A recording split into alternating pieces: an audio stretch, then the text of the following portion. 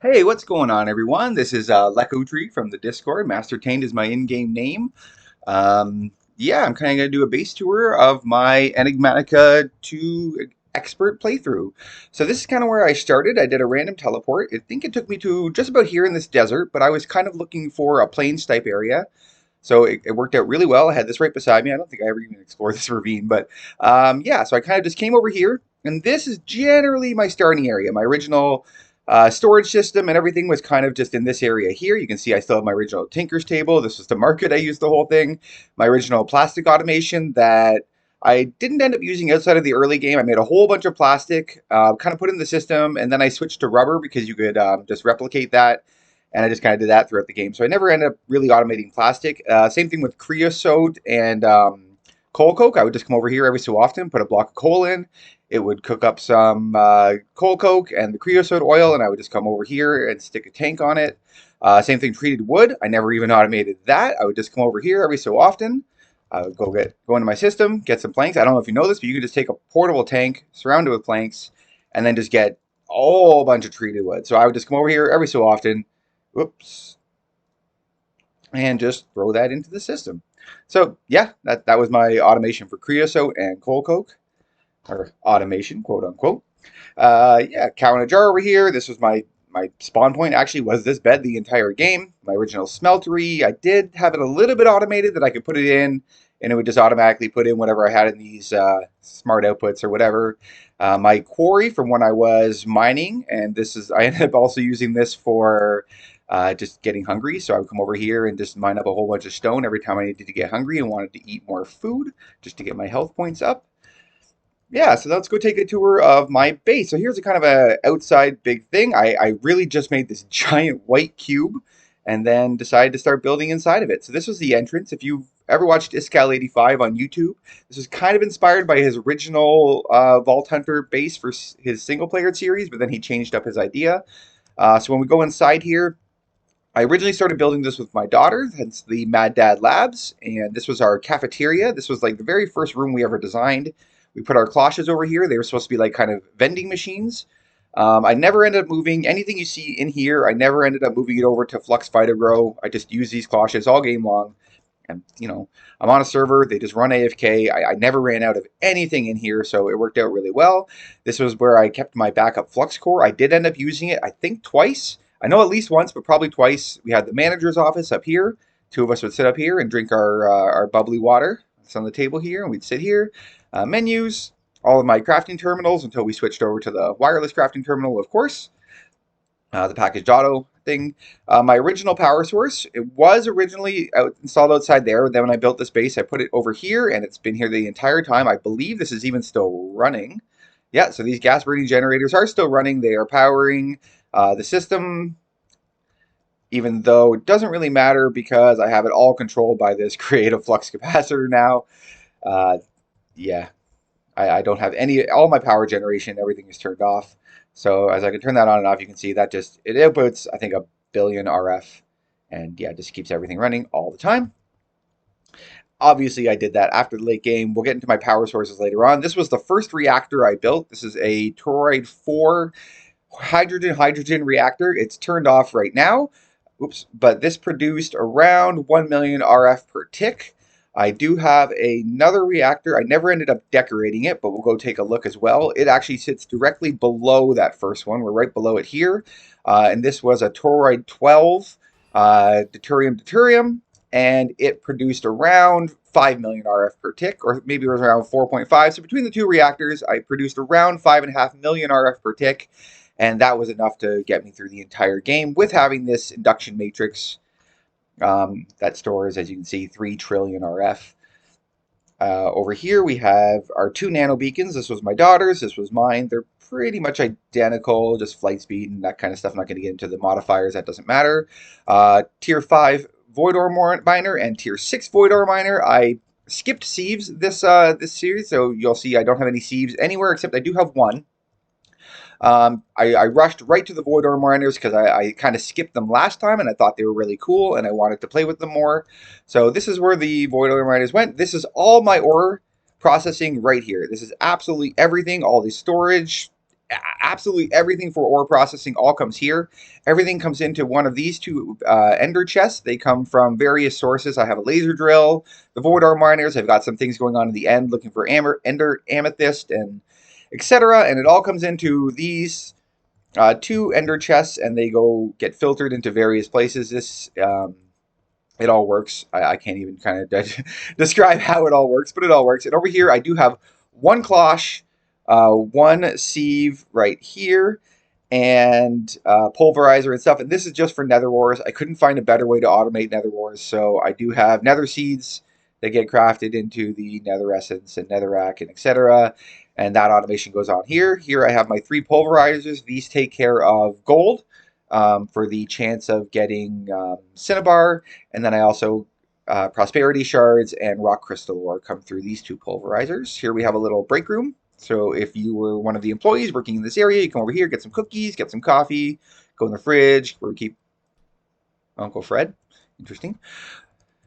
Over here was my automation for my uh, ultimate tables. So I'm not going to get into what each one does exactly, but yeah, they were all automated for different things. Plus, this is the one I could do my manual crafting on for the, making the tanks and the ender things. Yeah, this was my mech for making the crystals and the slurries. It's the first part of the Mech 5X process. This is where you get to the slurry. So I would put the ore in here. It would get processed and etc. etc. This does feed sulfur, but at the time I did use a creative tank to feed this with sulfuric acid to keep this constantly going. Yeah, ender pearl automation right here. These are just some greenhouse glass with some ender lilies open up to the sky. Plant gatherer. My system must be completely full of ender pearls, which is why they're not going in anymore. And yeah, I've also got this system here. So these were my material stonework factories. These just kind of produce different things for my systems. We have one to make stone. They're all turned off right now, but stone, cobblestone, silicone, glass, whatever. Up above that, you can see we have our fluxed phytogrow. And again, some other machines. So I kind of wanted to make these rainbow crafting towers. They're a bit hard to see with this wall here now. And each one of them would house a different mod. It didn't end up working fully that way, but this was my thermal expansion. So, and also industrial foregoing. So you can see over here, we have a bunch of compressors, pulverizers. All these are automated on the inside. Up here, we have our flux phytogrow setup. So this completely makes flux phytogrow, sends it over to the phytogenics on the other side, and these all then get piped into these crafters and then into the storage here. So this is a fully self-contained system. All of this is subnetted to my main network, which is pretty cool. Over here we have the laser drill. If you didn't know, you can power these on 3 sides to make sure that their power buffer stays full. So this is how you get the fastest possible laser drill you can. You power these on 3 sides, you fill them with their storage upgrades, and it's still ridiculously slow. I just put in the lenses for the items that I was looking for. So star metal, oil, some other stuff like that. And this also all fit nicely into my immersive engineering pod, I guess you could call it. We also had some fluid transposers. You can see in the the Wayla there for the different fluids that they do. And yeah, over here we'll go over to, this is the Ender IO side. But this side over here, I believe this is for boron nitrate stuff. The cubic boron nitrate. Over here, I forget what most of this stuff does at this point. Fluid enricher, who knows? That could be for calcium sulfate. Over here we have the just a bunch of alloy smelters. This is my automation for the soul crystals. So if we look at the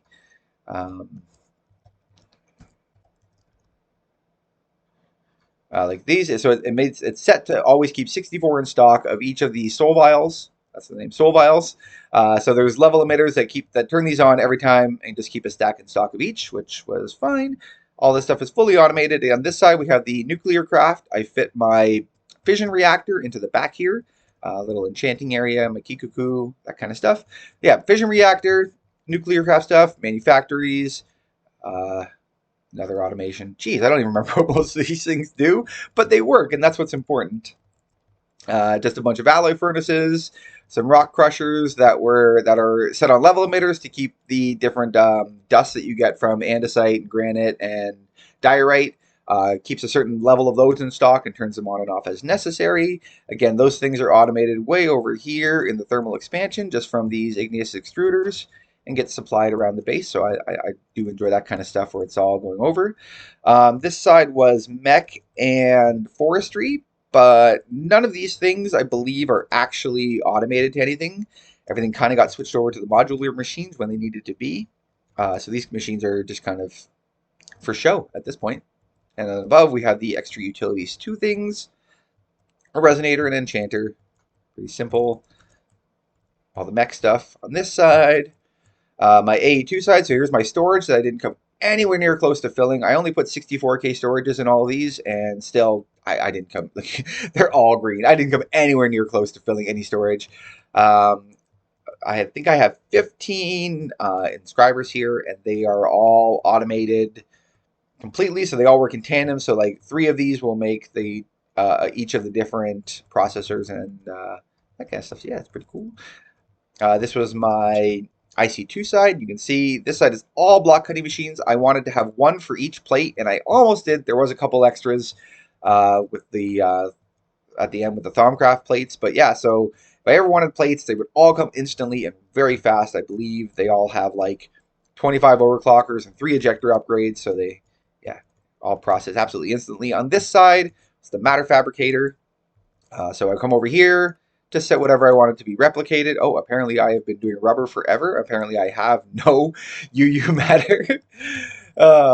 Okay, so apparently I burned all my UU on rubber when I wasn't paying attention, but that's okay. I don't really need it anymore. This was my manual atomic reconstructor, so if I ever needed item lasers or anything like that, I could come over here, toss them on, and get that automated. Over here I have my crafting core, so it's all fully automated. If I order a bonito white, over here you can see everything pops up, crafts automatically, and as soon as it's done crafting, it disappears into the floor and goes back into the ME system. Boom! I love it. Again with the fusion crafter, I can order no, so that might take too long. Let's order a couple awaken cores, and we can see. Those will go, so everything pops up here automatically. This is all automated under the floor with phantom faces, which I love. So it's all looks like it's completely wireless. The only thing that's up there is some flux points to keep the injectors powered. But yeah, that's all pretty cool and automates. Let's go down here into the modular machines. I don't actually have a way down there other than teleporting. So we got some cats. They seem to really like the Thaumcraft area. I had them all spread out, and they just keep going over here. And I had to keep a trash can with a collector to pick up the balls of fur, but they really like the Thaumcraft thing, so this is where they hang out. I have my 4 advanced carpenters. They're with the different fluids, my advanced thermiotic, and my advanced metallurgic fabricator. You guys all know what those do. There's not really a point. So let's go over to the... I guess we should go outside now. So let's go to the ultimate tables. And we'll go outside to the Botania area. So this, I really kind of want to look like an ancient ruins. As you can see throughout, I have the rainbow colors everywhere. So I have the rainbow trees, but these aren't actually trees. These are cable facades that will request things for me. So let's say if I wanted to order some terra steel here, you can see what's going to happen is all this stuff will come out of the trees, drop into those mana pools there, get instantly converted, picked up under the ground, and then you'll see the items will start dropping out of this altar here, and then they will instantly start getting converted. All the sparks start flying around. It's just beautiful, and I love it. Again, we can do the same thing with runes. So if let's say I wanted to order a rune of, which one of these did I actually? I didn't automate all of them, but I can order like a rune of air. Throw it there, all the items will start automatically popping up onto this altar here, and then it starts crafting. And as soon as it's finished, it will go back underneath.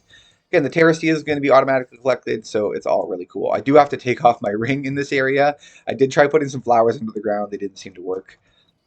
Over here we have our blood magic area. So this was the first build that I ever tried copying off like the Reddit 9x9 website with the building gadgets. I believe it's a copy of Direwolf's blood magic base, but I thought it was really cool.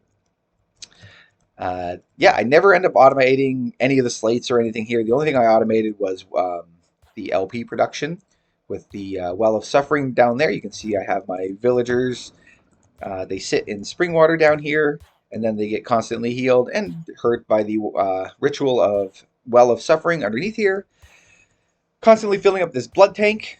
And when the blood tank is full, then it automatically keeps this. So I conduit out from the bottom of the altar into here, and then I use a phantom face to push it back up into the altar, so it's all completely wireless, well, hidden wires. And then when I wanted to get some living rock or some blank slates or whatever, I could just put them in the chest, set the filter, and they would just do a stack at a time. And I could even time and bottle it because I kept so much LP that it didn't really matter. Also, the same with living rock. Never really ended up automating it. I would just come over here and I would use my building gadget to place arcane stone around these 9 flowers like that. And then I would just go do something else, come back, mine it up, and just do that every so often. And I never ran out of living rock, and it was not an issue. Yeah, let's go to the roof now. We've got 2 spawners over here. This one had a mob crusher. Right now it has a wisp spawner that has been running for quite a long time just to get Viz crystals. This was my skull farm. It's turned off right now. I only ever turned it off when turned it on when I needed to. But yeah, it would push all the mobs into my cleaver here with beheading 10, of course. Or actually, I only got to beheading 8. And yeah, right now it's set to void everything except skulls. The drops get picked up through these various things. Inside here is my wither farm. I'm not actually going to go in there, but because it's all turned off and you can see what it does. But basically, I send in the bones from the wither skeletons, and it turns them into uses a material stonework factory in here with sand with the output of the bones, and then makes soul sand and the skulls, and then sends them up into the wither creator and kills them, and etc. etc. And I get nether stars. Over here was a turbine. I made this at the very end of the game because I needed more power than what my reactors provided, or I just kind of wanted to do it for fun. I don't remember exactly. So I filled up a creative tank of steam, and I had it feeding into this turbine. Unfortunately, I broke it somehow, and I lost all the steam, and I didn't feel like building another boiler to get more steam. So this was a power source for a while until I made the draconic flux capacitor, the creative flux capacitor, and I've got my pink wither inside the turbine, inspired by Gaddis. Over here, we have our advanced rocketry area. So you can see that comes right above my crafting core there. And if we fly up here, so here we have some prototype rockets that we were working on, just rocket components and everything they're going into our big rocket there. These are the rocket machines. All these are, of course, automated, so I can order any of the things from advanced rocketry, and all this stuff gets created automatically. Gas charge pad, of course, for the rocket, for the suit. This was my actual rocket ship because I just needed something small that would be easy to fly and get around, because as we all know, it's pretty buggy and hard to use. And then we made a fake rocket ship that was like, you know, the one we really wanted. Over here, some of the other integrated or immersive engineering things. The mixer, the industrial squeezer for the hop graphite, mixer and the distillation tower for the rocket fuel, and the lubricant for the rolling machine and all that. Over here, this was a late game build. This is another one that I copied. Excuse me. From 9x9. I believe this is a base by Houster84. And I really liked it. It actually really fit the look of my base with the orange and the white and everything, so it worked out perfectly. So we come inside here. This is kind of like an office. We have some invisible blocks keeping in our working staff here. So we have the ninja and the disco man. They are our working staff and our receptionist.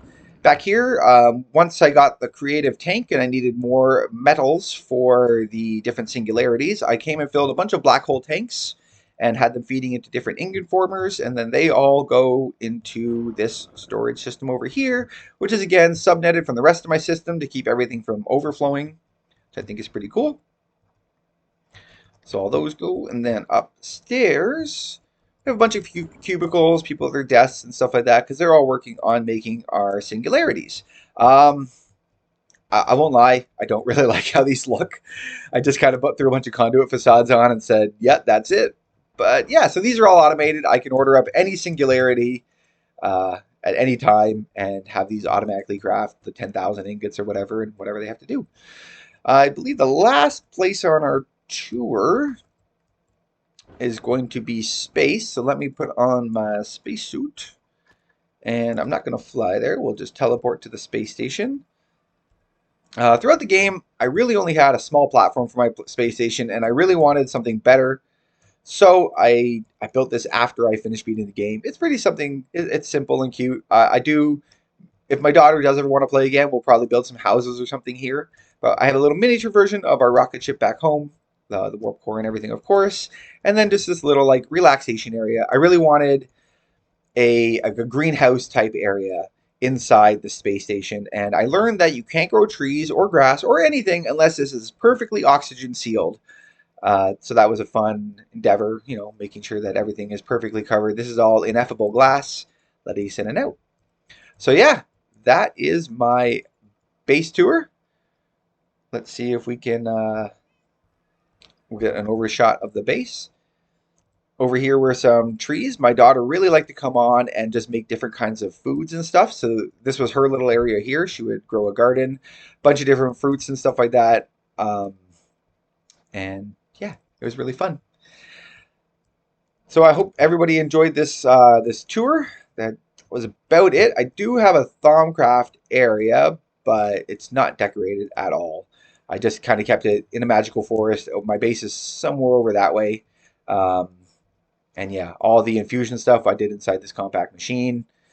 Not really special in there. And then yeah, that's about it. I hope you enjoyed it, and see everyone later. Goodbye.